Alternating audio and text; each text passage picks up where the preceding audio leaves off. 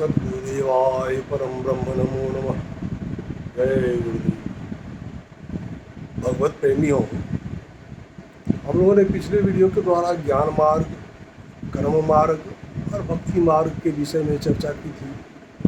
कर्म मार्ग का तो पता चल गया कि व्यक्ति नाम, यश, धन और स्वर्ग आदि प्राप्त कर सकता है, लेकिन भगवत रस जो प्रेम का जो रस है उसका आनंद वह प्राप्त नहीं कर पाए। ज्ञान मार्ग, अब एक रह गया ज्ञान मार्ग।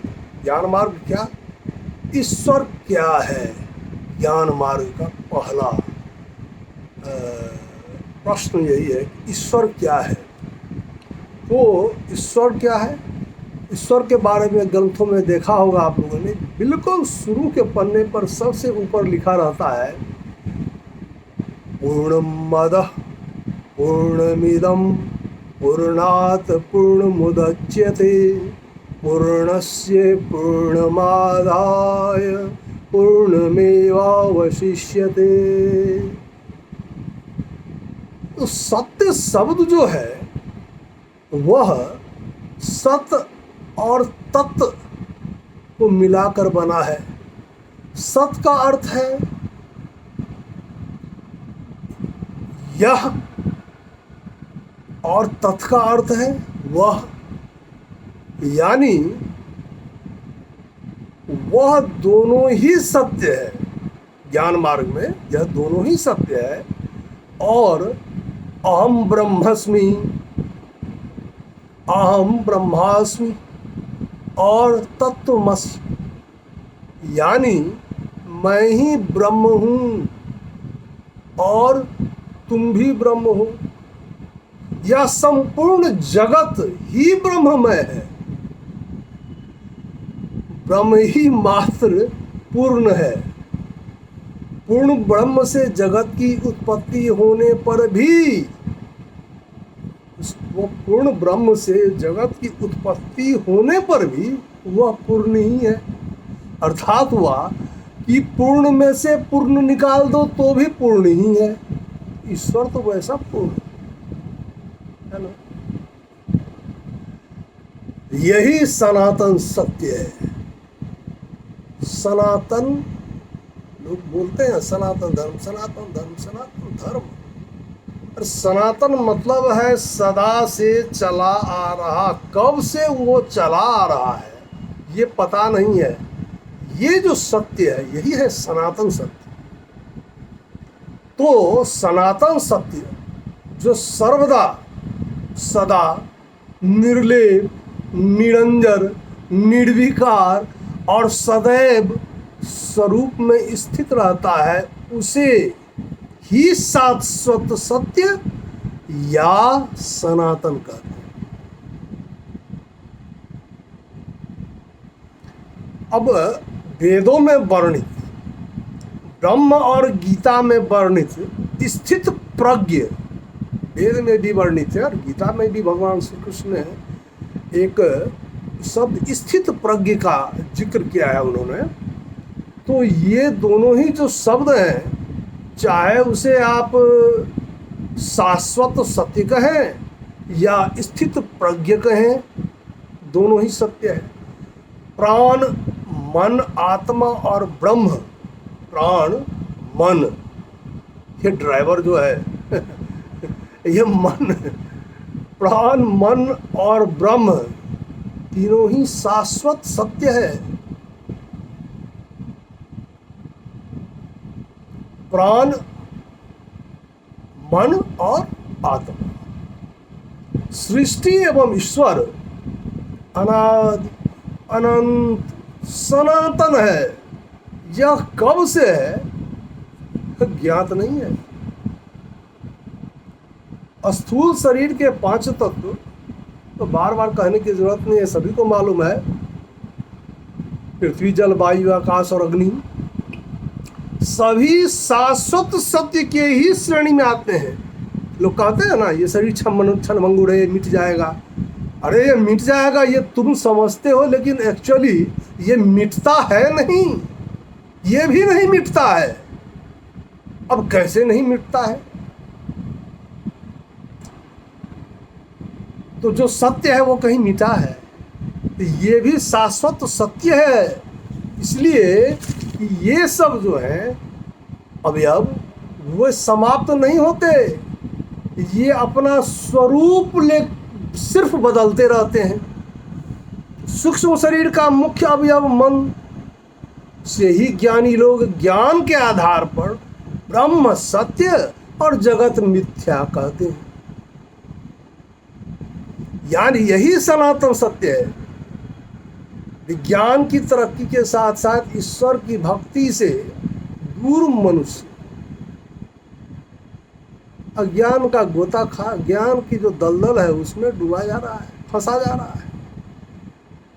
वेदांत में उल्लेखित जिस सनातन सत्य की महिमा का जो वर्णन किया गया है, वह आज का विज्ञान भी धीरे धीरे ही सही सहमत हो रहा है और उस पर कार्य भी कर रहा है, रिसर्च भी कर रहा है, और ऐसी ऐसी बातें उसके समझ में आ रही हैं जो वेद में वर्णित बातों पर उसे आश्चर्य होता है कि अरे ये तो पहले से वर्णित है, आज हम इस पर रिसर्च कर रहे हैं। तो ये हालत है हमारे सनातन सत्य की। तो सत्यता यहाँ भी उजागर है।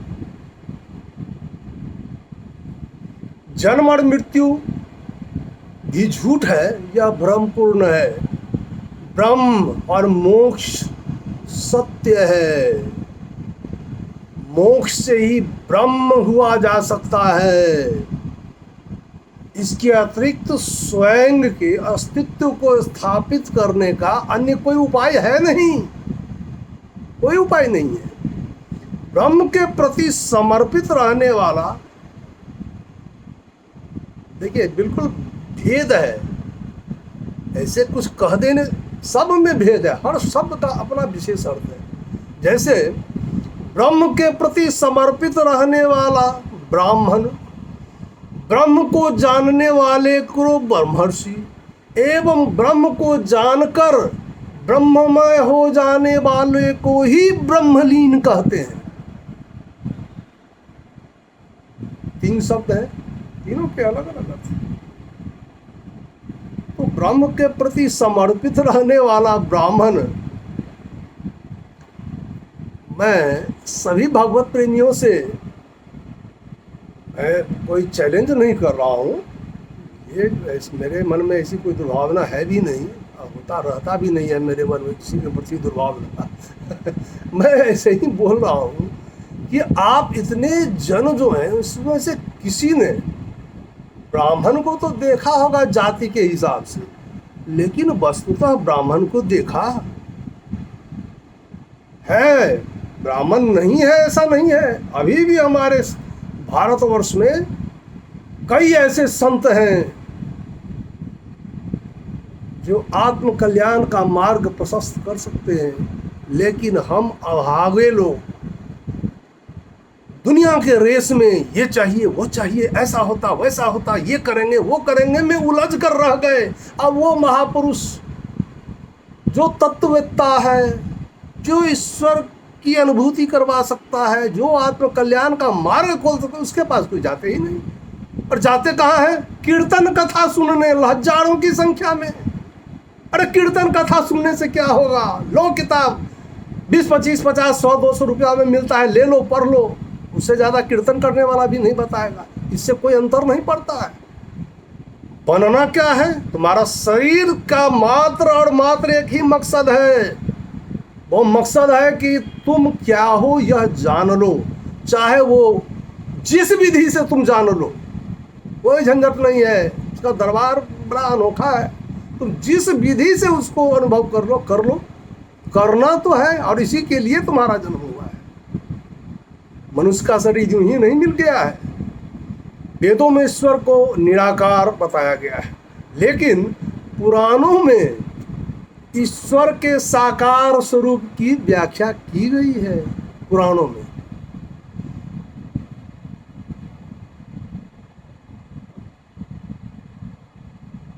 सनातन धर्म जो है वह दोनों ही रूपों के अस्तित्व पर ध्यान देने को प्रमुख मानता है। ये वो नहीं कहता है कि ये गलत मार्ग है वो सही, नहीं, ये कहता है दोनों ही मार्ग सही है, दोनों ही मार्ग सही है। लोग ईश्वर की भक्ति चाहे जिस रूप में करें, भक्ति परम ब्रह्म परमात्मा की ही होती है। यह भक्ति वहीं पहुंचता है, चाहे तुम जिस रूप में पूजा कर लो, पूजा नहीं, स्मरण सुमिरन सतत, कर्मकांडी वो घंटी चंदन टिक्का नहीं, मूल अक्षत नवेद नहीं, जो भी उसे अर्पण करना हो अपने प्रेम से भक्ति से, वो अंदर बैठा जो परमात्मा है उसे अर्पित करो ना। देखो मन में कितनी शांति का अनुभव होगा। ये तो मैं तो अपनी व्यक्तिगत अनुभव करता हूँ कि शांति तो ऐसी मिलती है कि ना बोलने का मन करता है, ना किसी की बात सुनने की मन करती है, लगता है यहाँ बंद करके बैठे रहें या पड़े रहें और चिंतन में लीन रहें, ऐसी अवस्था हो जाती है। यदि ऐसी अवस्था नहीं होती तो इतना बड़ा बेवकूफ़ मैं भी नहीं हूँ जो इस तरह का वीडियो बना कर पेश करता रहूं आपके सामने और आपके मत्थे कुछ चढ़े नहीं।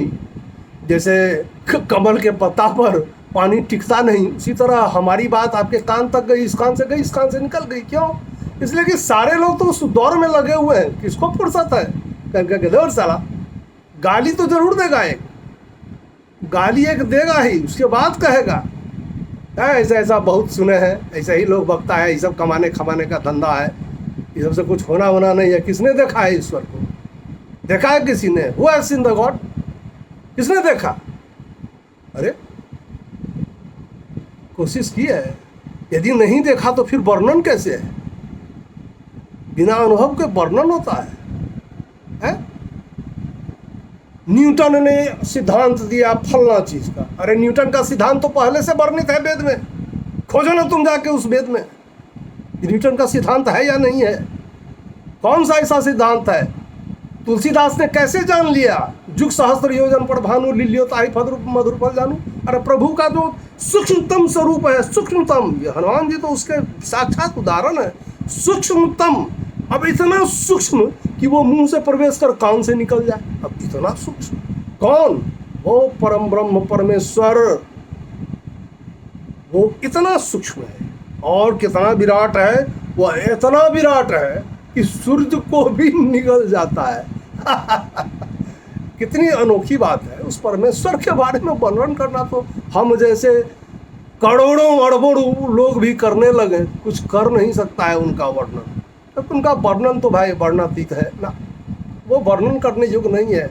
बस सरेंडर कर दो, ज़्यादा कुछ करो मत, ज़्यादा दिमाग लगाओगे परेशानी में पड़ जाओगे, ना माया मिली ना राम, ये वाली हालत हो जाएगी। इसलिए ज़्यादा तर्क वितर्क नहीं करना है, इतना मान लेना, इतना मान नहीं, इतना जान लेना है। यदि यह शरीर है तो किसी कारणवश जीवित है। यदि वह कारण शरीर जो है, सूक्ष्म शरीर, उसके निकलते ही यह दिखाई देने वाला शरीर धराशायी हो जाता है, तो मैं वास्तव में हूँ क्या? वह शरीर हूँ मैं। और उस शरीर का अवयव सबसे प्रमुख कौन है? वह है मन। वह मन बदतमीज भी है और वह मन साधु भी है। अब तुम जिस प्रवृत्ति को अपना। अरे ईश्वर ने तो इस पूरी सृष्टि की ही रचना गुण और दोष को मिलाकर किया, और इस गुण दोषमय संसार में उसने सर्वश्रेष्ठ योनि मानव का निर्माण किया। सर्वश्रेष्ठ योनि क्यों भाई? इसलिए कि इस गुण और दोषमय संसार में से यह मानव जो है, जिसको हमने अर्थात ईश्वर ने जो विवेक नाम का अस्त्र दे दिया, उस अस्त्र का इस्तेमाल कब करोगे? अरे इसी के लिए ना करोगे जो गुण और दोषमय संसार है, उसमें से गुण तुम ग्रहण कर लो, दोष को हटाओ। इसीलिए तो विवेक दिया है, नहीं तो विवेक की जरूरत थी क्या? है ना, विवेक की जरूरत इसीलिए थी। तो आत्मा को अमर कहा गया है, उसका ना तो जन्म होता है और ना ही मृत्यु होती है। हम लोगों ने, सभी लोगों ने बचपन में पढ़ा है नचिकेता का कहानी, यमराज से जो संवाद होता है, तो उसने तो कहा कि आत्मा का न जन्म होता है न मृत्यु होती है।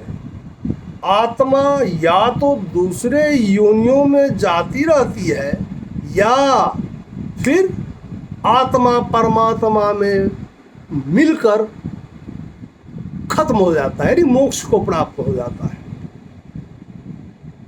यह सब व्यक्ति के कर्मों पर निर्भर करता है।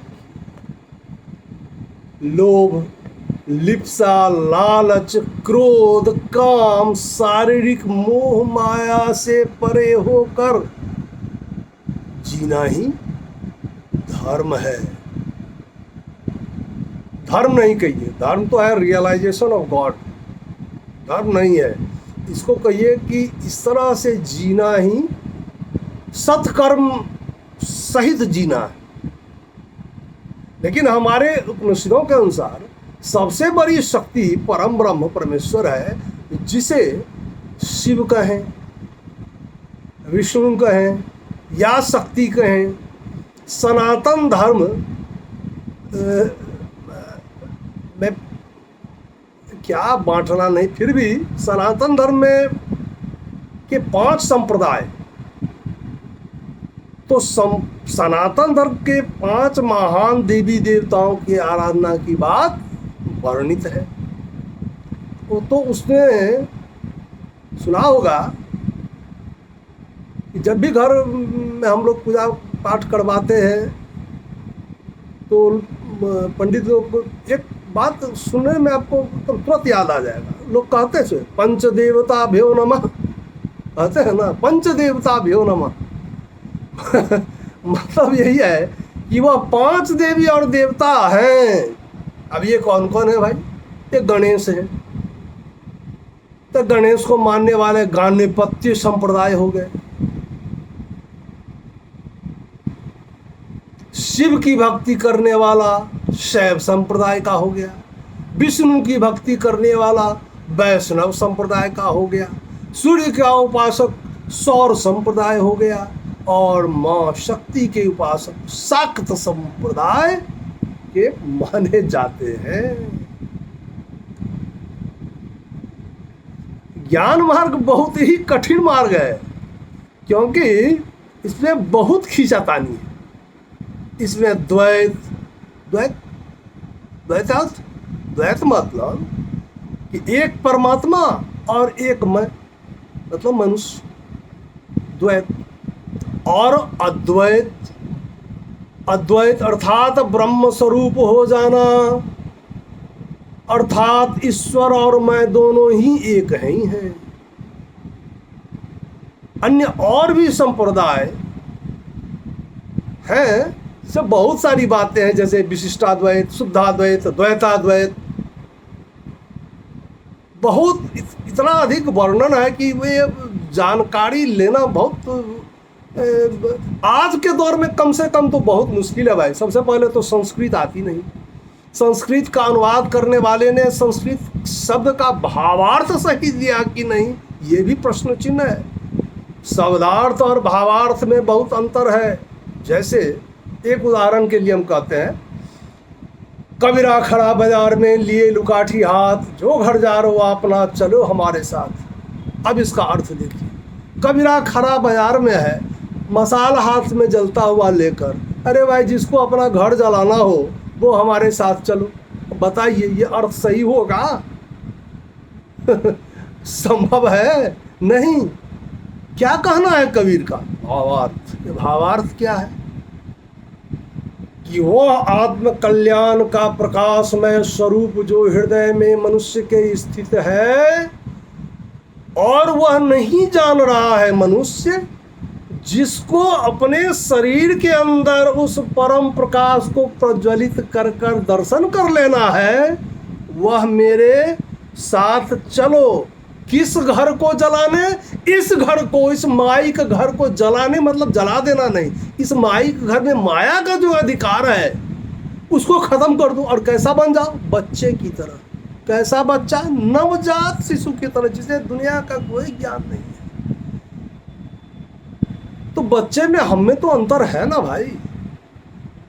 हम तो कहते हैं कि मुझे ज्ञान है, वैसे सच्चाई तो यही है कि हमें कुछ ज्ञान नहीं है। बचपन में धीरे धीरे बड़े हुए माँ बाप ने कहना शुरू कर दिया, पढ़ो पढ़ो पढ़ो पढ़ो, नहीं तो भीख मांगो।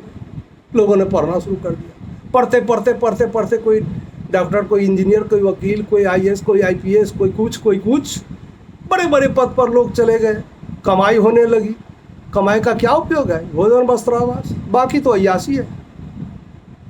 तो यही भोजन वस्त्र आवास के लिए वो इतना मेहनत लोग करते हैं और यह नहीं समझते हैं कि जिस शरीर से हम मेहनत कर रहे हैं उस शरीर को ऊर्जा दे कौन रहा है? ये भात चावल रोटी, ये तो प्रक्रिया है ऊर्जा पैदा करने, वह ऊर्जा पैदा करने की जिससे शरीर का संचालन होते रहे। प्राण का संचालन ये अनाज और कुछ नहीं कर सकता। वो प्राण का संचालन तो प्राणाधार ही करेगा, करता ही है। तो यह भाई विचार करने की चीज़ है, भाषण सुनने की चीज़ नहीं है, विचार करने की चीज़ है। 5 घंटा सुनो, 2 मिनट मनन करो और 1 मिनट में डिसीजन ले लो कि सत्य क्या है। और यदि तुमने डिसीजन ले लिया तो बस तुरंत शुरू हो जाओ। कुछ करना तो है नहीं, याद करो ना। याद करने में कोई खर्चा है? कोई खर्च नहीं है, याद करो। अब मुश्किल है। तो ज्ञान मार्ग तो बहुत कठिन मार्ग है क्योंकि इसमें बहुत खींचातानी है। हमें इतनी उलझे हुए ज्ञान को संभालना नहीं है। हम नहीं संभालेंगे भाई, हमसे नहीं संभलेगा। नहीं तो इसी को सुलझाने में हमारी पूरी जिंदगी ही बीत जाएगी। देखिए, ज्ञान मार्ग वस्तुतः योग मार्ग है और योग के 9 विघ्न हैं, विक्षेप जिसको कहते हैं। 9 विघ्न हैं। क्या है वे हैं व्याधि, अस्त्यान यानी मानसिक रोग, संशय मतलब अविश्वास या दुविधा, अविरति वैराग्य विहीन होना, प्रमाद जानकर भी गलती करना, आलस्य उत्साह विहीन होना, भ्रांति दर्शन भ्रम में रहना, योग के साधन एवं उसके फल को गलत समझना, उपलब्ध या भूमिकत्व। यह कहे गए सभी विघ्नों के कारण समाधि भूमि को नहीं पाना अर्थात समाधि में नहीं पहुंच पाना, यही 9 विघ्न जो है सो करते रहते हैं, समाधि में पहुंचने ही नहीं देते। 9वां विघ्न अनवस्थित मतलब समाधि भूमि को पाकर भी उसमें चित्त न ठहर पाए अर्थात परमेश्वर का साक्षात्कार होने से पूर्व ही समाधि टूट जाए। ये सभी विक्षेप हैं। इतना आसान योग मार्ग नहीं है। ये सभी विक्षेप हैं, वो सभी एकाग्रता से हटाने वाले हैं। हम एकाग्र रह ही नहीं सकते, वो हमें एकाग्र होने ही नहीं देगा ना। तो इन 9 विघ्नों के रहते और भी बाधाएं उपस्थित हो जाती हैं, जैसे दुख, कष्ट, पीड़ा। यह भी 3 प्रकार का है। ज्ञान तो जितना रबर की तरह तीरोगे वो उतना खिंचता चला जाएगा। तो पहला दुख में भी 3 प्रकार है। कैसा दुख है? तो सबसे पहले आध्यात्मिक दुख, काम, क्रोध, लोभ, मोह आदि से मानसिक परिताप जो उपजता है वो है आध्यात्मिक दुख। अधिभौतिक दुख, अधिभौतिक दुख क्या है भाई? प्राणियों के द्वारा दिया गया दुख, आधिभौतिक दुख। तीसरा है आधिदैविक दुख। अब आधिदैविक दुख क्या है? दैवीय शक्तियों के द्वारा दिया गया दुख, जैसे वर्षा, बाढ़, आगजनी, वायु का प्रबल वेग, ये आदि जो है ये है। अब इस दुख के बाद क्या है भाई? दौर मनस्य। अब ये दौर मनस्य क्या है? इच्छा पूर्ति न होने पर जो खीज उत्पन्न होता है उसे द्वैमनस्य कहते हैं। अब है अंग में जत्तु। ये अंग में जत्तु क्या है भाई?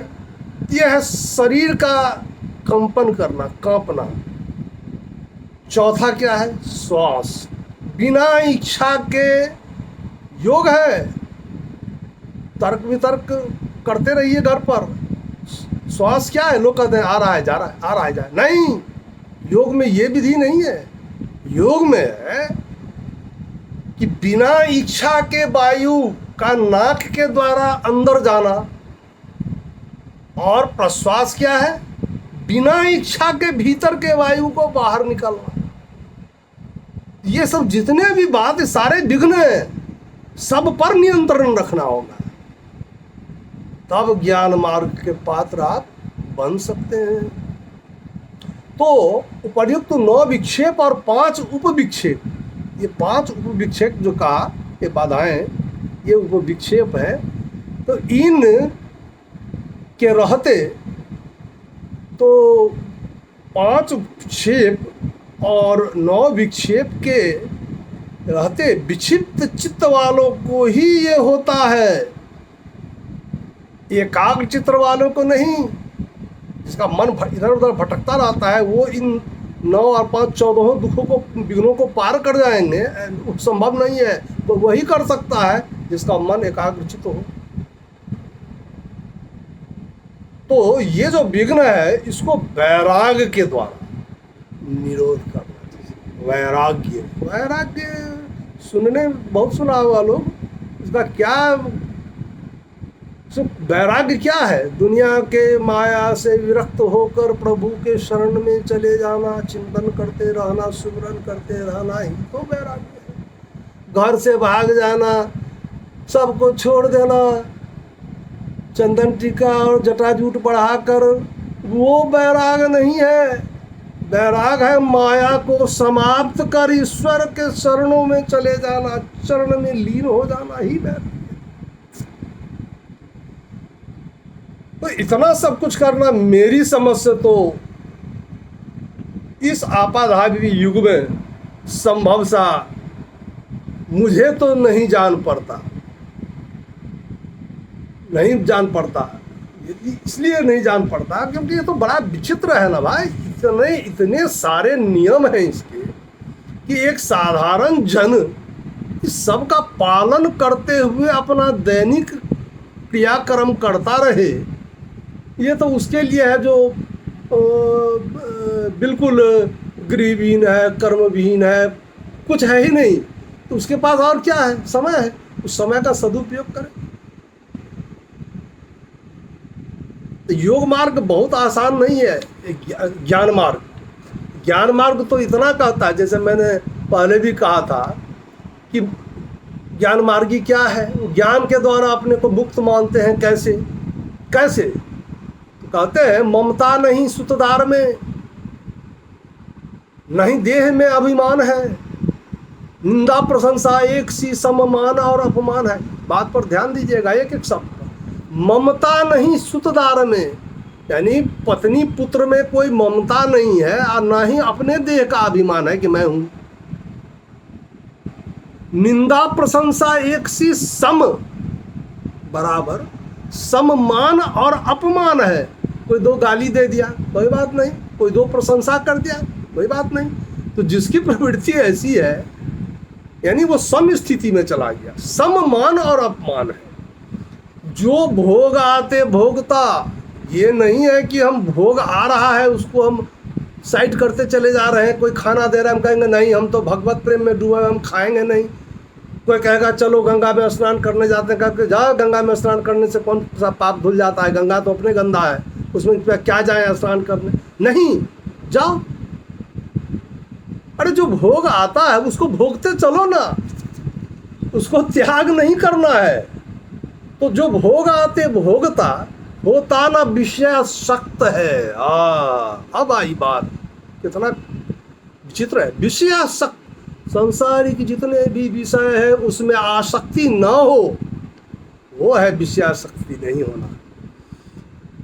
जो भोग आत्ति भोक्ता होता न विषयासक्ता है, निर्वासना निर्द्वंद, निर्वासना और निर्द्वंद, निर्वासना निर्द्वंद सो ही व्यक्ति इच्छा बिना ही मुक्त है।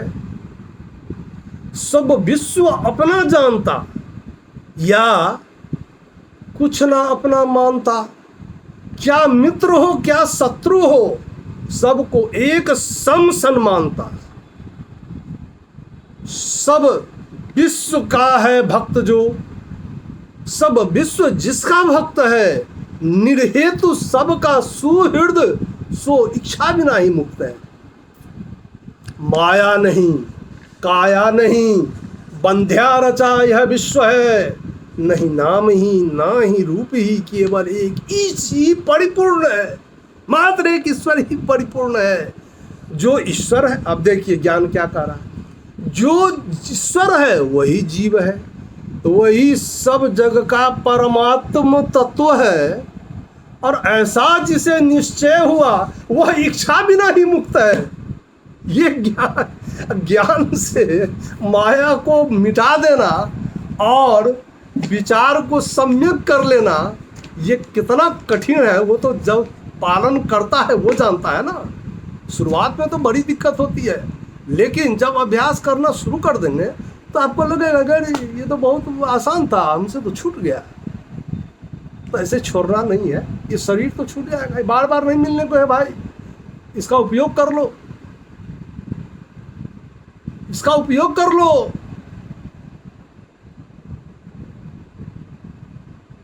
नहीं करोगे मेरा क्या जाएगा, मैं प्रयास कर रहा हूँ, भगवत कृपा होगी, गुरुदेव की आशीर्वाद, गुरुदेव का बहुत बहुत कृपा दृष्टि है, और निश्चित मेरा आत्म कल्याण करेंगे ही, कर रहे हैं। मैं ये नहीं कहता हूँ कि नहीं कर रहे, कर ही रहे हैं। अब चिड़िया तो मैं हूँ नहीं कि सीधे जमीन से उड़ा और वृक्ष के शीर्ष पर चला गया। धीरे धीरे चढ़ो, चढ़ते रहो, शीर्ष पर तो पहुंच ही जाना है, चढ़ना शुरू तो करो। ठीक है भाई, ये बात तो खत्म होने वाली है नहीं, इसलिए विराम देता हूं और फिर अगले वीडियो में फिर चर्चा करेंगे। ये चर्चा खत्म होने वाली बात तो है नहीं। ठीक है, सबको मेरा प्रणाम। जय श्री सद्गुरु।